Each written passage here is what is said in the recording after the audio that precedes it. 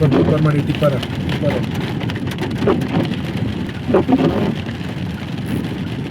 Tipper ಡಿಕ್ಕಿಯಾಗಿ ಶಾಲಾ ಮಕ್ಕಳಿಗೆ ತೀವ್ರ ಗಾಯ.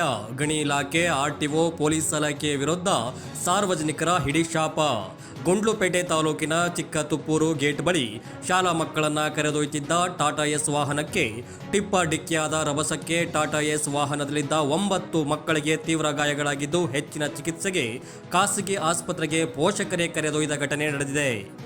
ಸನ್ ಜಾನ್ಸ್ ಶಾಲೆಯಲ್ಲಿ ಓದುತ್ತಿರುವ ಮಕ್ಕಳಾಗಿದ್ದು ಶಿಂಡನಪುರ ಕಂದೇಗಾಲ ಗ್ರಾಮದಿಂದ ಮಕ್ಕಳನ್ನ ಪ್ರತಿನಿತ್ಯ ಬೆಳಿಗ್ಗೆ ಸಂಜೆ ಕರೆದೊಯ್ಯುತ್ತಿದ್ದರು. ಟಿಪ್ಪರ್ ಏಕಾಏಕಿ ಬಂದು ಗುದ್ದಿದ ಪರಿಣಾಮ ಚಾಲಕನಿಗೆ ತಲೆ ಮತ್ತು ಕಾಲಿಗೆ ಬಲವಾದ ಪೆಟ್ಟು ಬಿದ್ದಿದ್ದು 9 ಮಕ್ಕಳಿಗೆ ಕೈಕಾಲು ಮುರಿತದಿಂದ ತೀವ್ರ ಗಾಯವಾಗಿದ್ದು ಪೋಷಕರ ಆಕ್ರಂದನ ಮುಗಿಲು ಮುಟ್ಟಿತು. ತಾಲೂಕಿನಲ್ಲಿ ಟಿಪ್ಪರ್ಗಳ ಹಾವಳಿ ಹೆಚ್ಚಿದ್ದು ಶಾಲಾ ಸಮಯದಲ್ಲಿ ಟಿಪ್ಪರ್ಗಳ ನಿಷೇಧ ಮಾಡಬೇಕು ಹಾಗೂ ಅಧಿಕ ಭಾರ ಹೊತ್ತ ಟಿಪ್ಪರ್ ಮತ್ತು ಕಂಟೈನರ್ಗಳಿಗೆ ಕಡಿವಾಣ ಹಾಕಬೇಕು.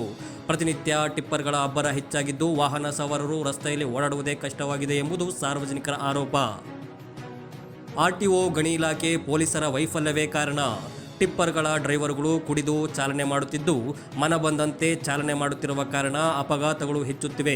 ನೂರಾರು ಸಂಖ್ಯೆಯ ಟಿಪ್ಪರ್ಗಳು ಓಡಾಡುತ್ತಿದ್ದು ಅಧಿಕ ಭಾರ ಮತ್ತು ಪರ್ಮಿಟ್ ಇಲ್ಲದ ವಾಹನಗಳ ಮೇಲೆ ಗಣಿ ಇಲಾಖೆ, ಪೊಲೀಸರು, ಆರ್ಟಿಒ ಅಧಿಕಾರಿಗಳು ಕ್ರಮ ವಹಿಸದೇ ಇರುವ ಕಾರಣ ತಾಲೂಕಿನಲ್ಲಿ ಅಪಘಾತಗಳ ಸಂಖ್ಯೆ ಹೆಚ್ಚಳವಾಗಿದೆ. ಆಡಳಿತ ವ್ಯವಸ್ಥೆ ಸರಿಯಿಲ್ಲ. ತಾಲೂಕಿನಲ್ಲಿ ಹೇಳುವವರು ಕೇಳುವವರು ಯಾರೂ ಇಲ್ಲ. ರಾತ್ರಿ ಬೆಳಗ್ಗೆ ಎನ್ನದೇ ಎಲ್ಲ ಸಮಯದಲ್ಲಿ ಟಿಪ್ಪರ್ ಅಬ್ಬರದಿಂದ ಓಡುತ್ತಿದ್ದು ಜನಸಾಮಾನ್ಯರು ಬದುಕುವುದೇ ಕಷ್ಟವಾಗಿದೆ ಎಂದು ಪೋಷಕರು ಆರೋಪಿಸಿದ್ದಾರೆ.